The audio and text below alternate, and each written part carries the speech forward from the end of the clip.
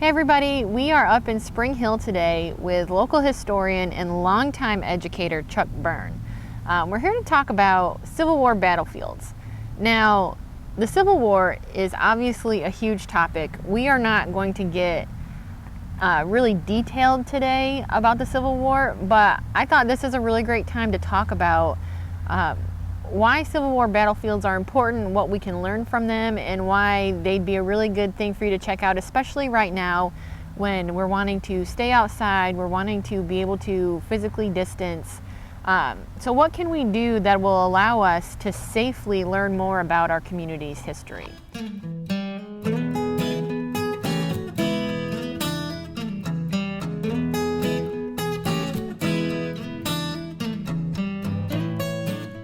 Now, Chuck, I'm glad you're here. I'm probably not the best person to really talk about the value of Civil War battlefields. I didn't grow up around any. Growing up in New York, of course, we learned about the Civil War, but I wasn't growing up where the Civil War happened. Right. So I didn't experience it the same way that other people might have who grew up here in Middle Tennessee. And I think this is actually really interesting because so many people have moved to Middle Tennessee in the past, I don't know, what do you want to say, decade?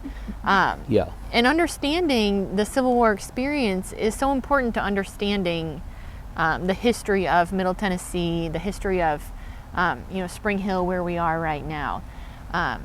So can you talk to us just kind of generally about the Civil War in Middle Tennessee?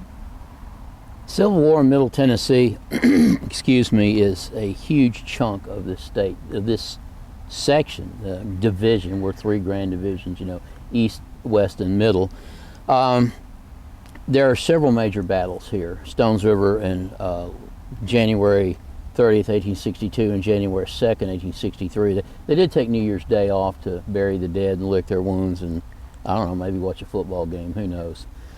But Nashville is the first Confederate capital city to fall. It falls after the fall of Fort Donelson, which is a major Civil War battle, and it's also a Middle Tennessee location. It guarded the gateway to Nashville, the Cumberland River. Nashville falls. Within weeks, Nashville is becoming a major federal troop center, supply center. It will become the second most heavily fortified city on the continent. This is just outside of D.C., being the number one.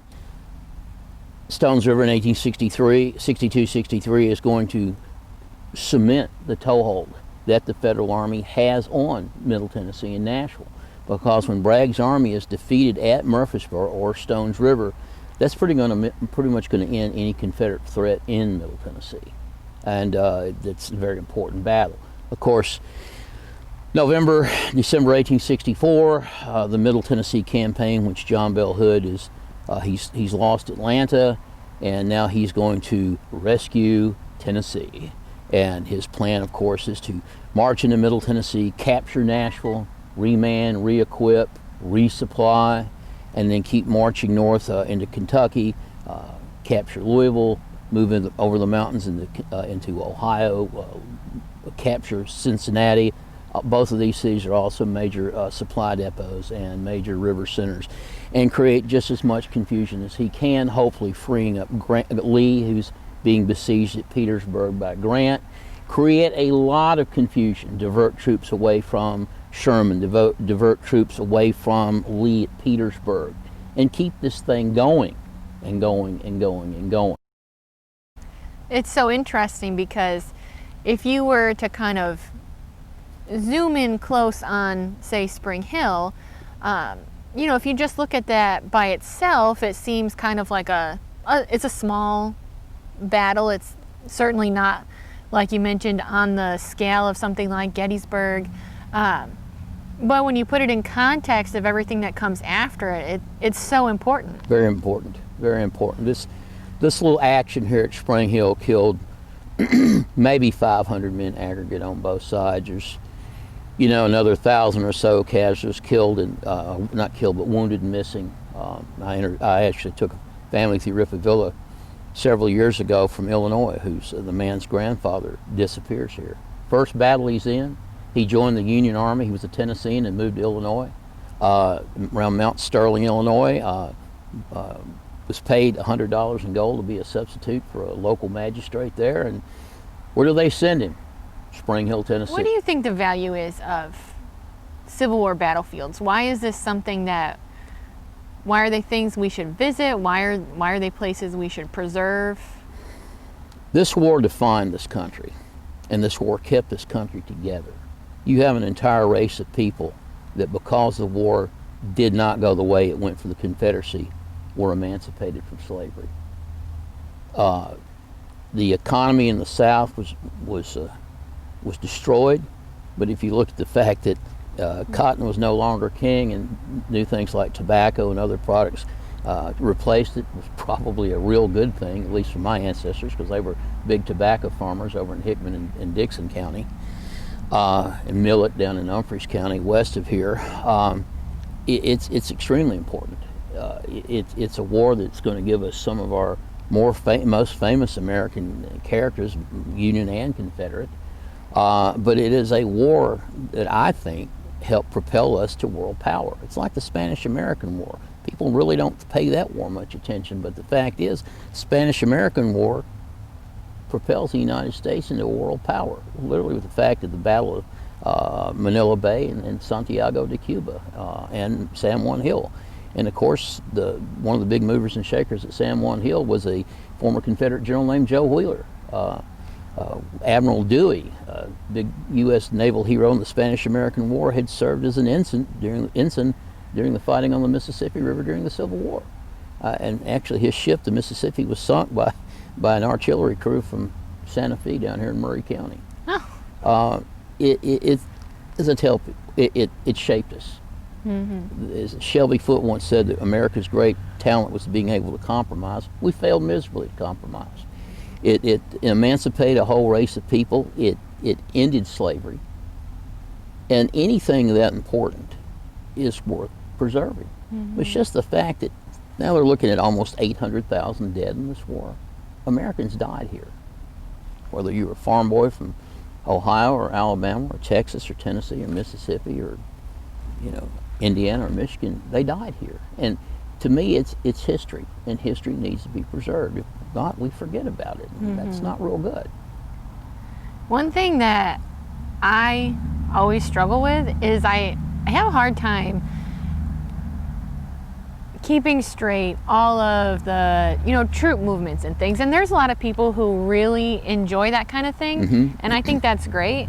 But to me, I just can't keep it all straight. I can't either. And so one thing that I appreciate is, especially if you look at like the Tennessee Civil War Trails program. Excellent program. Which puts up wayside markers on battlefields and different places where Civil War events happened.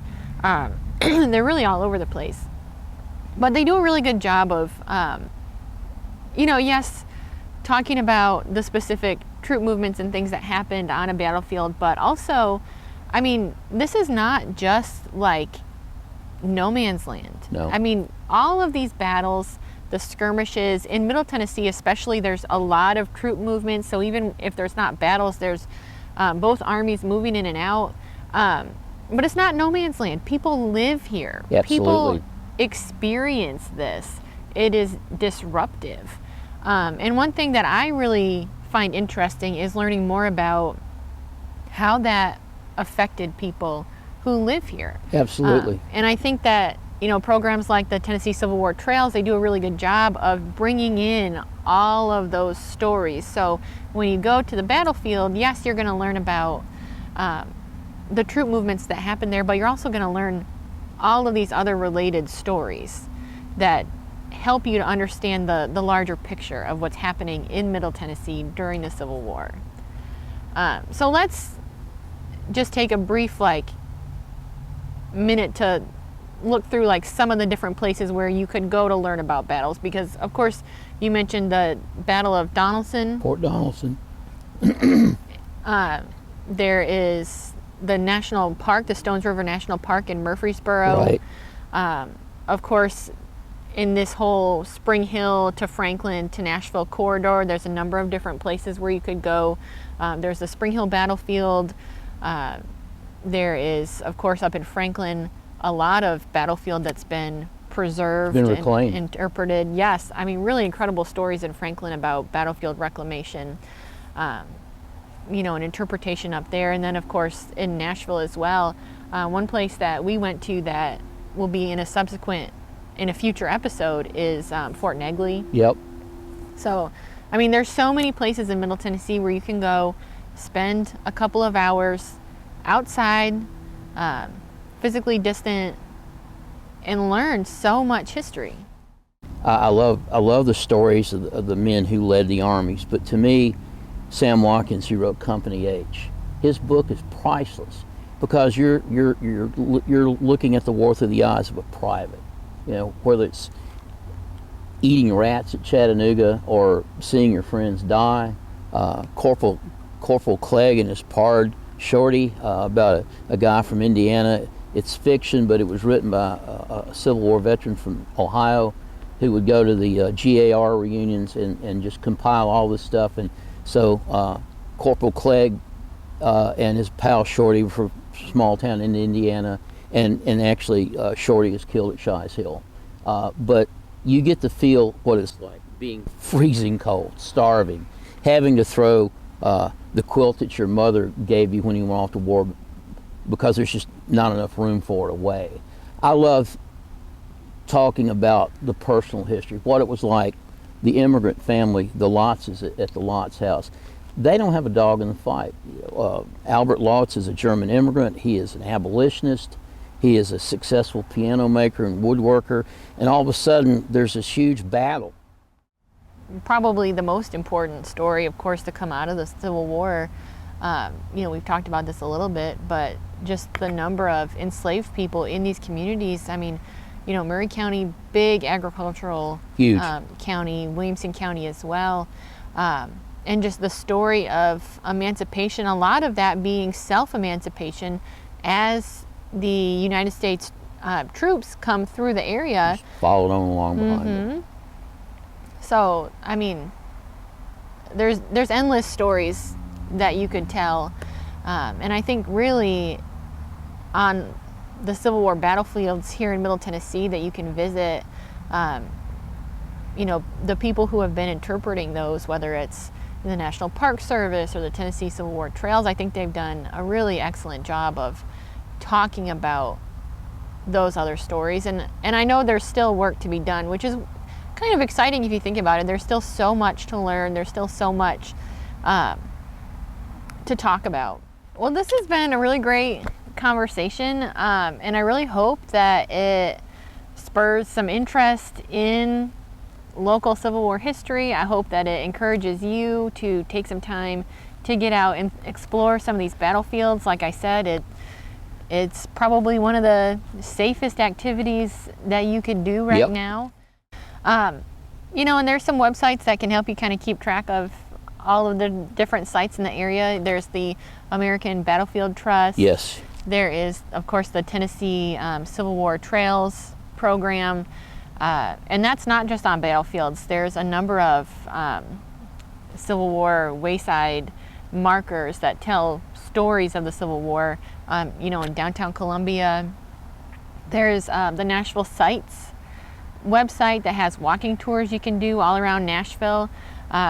So again, you know, outside you can walk around Nashville and listen to their walking tours. A really good resource. Tennessee State Museum's a wonderful resource. Yes, yep. So there are plenty of great resources to help you keep track of all of the different Civil War sites in Middle Tennessee.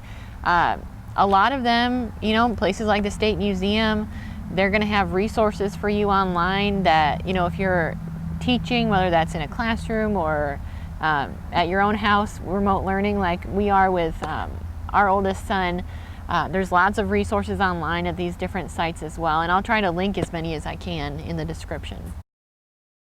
Well, Chuck, thank you so much. This has been a really great conversation, and I hope it encourages you to get out there and check out some of these Civil War sites.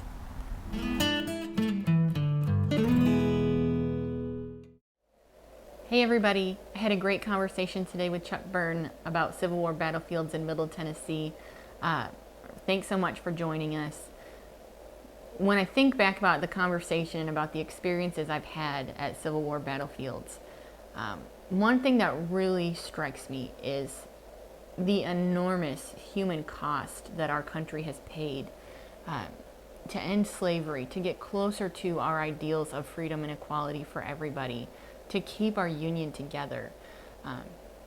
And that is really highlighted, I think, at these battlefields where you understand what people experienced. And to me, I think that really highlights to me that in a year that's very difficult and very divided, we have a bigger responsibility now more than ever to find ways to honor the sacrifices that our country's made and to uphold the Constitution. And I hope that you'll take some time over these holidays. Hopefully we'll get some nice weather. Hope you'll take some time to go visit some of these Civil War battlefields. Would love to hear, what you experienced there, what you learned from those visits. So we always love to hear from you. But I had a great time today. I've had a great time this season. We've got one more episode coming at the end of December, and I hope we'll see you there.